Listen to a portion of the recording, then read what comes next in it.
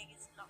হ্যাঁ স্যার, ওই সন্ধ্যা ৬টার দিকে দরজা এঁটে দিয়ে আমার ছেলের এক রুমের ভিতর আটকে দিয়ে আমাকে ধর্ষণ করে তারপরে বলছে। প্রথম দর্শন করে কি? প্রথম হচ্ছে শাহিন, তারপরে বলছে কি 50,000 টাকা দিয়ে নালি গাছের সাথে বেঁধে তোকে হচ্ছে কি যে ইয়ে করবো, মারধর করে ভিডিও করে ছেড়ে দেবো।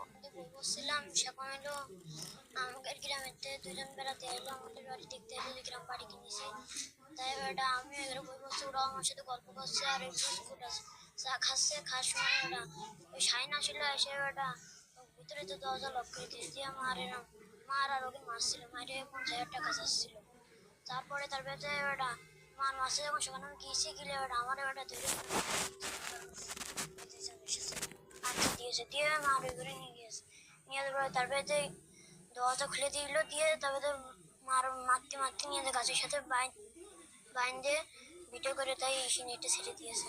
কষ্ট পাইছি জানেন না, আমার তো অনেক দিন থেকে এভাবে জ্বালাচ্ছে, আমার চুলতে কেটে নিয়েছে, আমি ওই অত্যাচার করেছি এরকম অনেক ছোট বাচ্চা নিয়ে। আমি আর বেঁচে থাকতে চাই না, আপনারা যদি বিচার না করতে পারেন তাহলে আমি এভাবে আর বেঁচে থাকার আমার ইচ্ছা নাই। ওখানে আমি বসবাস করার জন্য বাড়িটা কিনছিলাম, কিন্তু সে আমাকে বসবাস করতে দিবে না। স্যার আমি অজ্ঞান হয়ে গেছিলাম। হ্যাঁ স্যার, ওই সন্ধ্যা ৬টা করার পরে তারপরে মেয়েটি আমার চুল কেটেছে। ফাইনার হচ্ছে যে হাসান, আব্দু হাসান থেকে দরজা এঁটে দিয়ে আমার ছেলের এক রুমের ভিতর আটকে দিয়ে আমাকে ধর্ষণ করে তারপরে বলছে। প্রথম দর্শন করে কি? প্রথম হচ্ছে শাহিন, তারপরে বলছে কি 50,000 টাকা দিয়ে নালি গাছের সাথে বেঁধে তোকে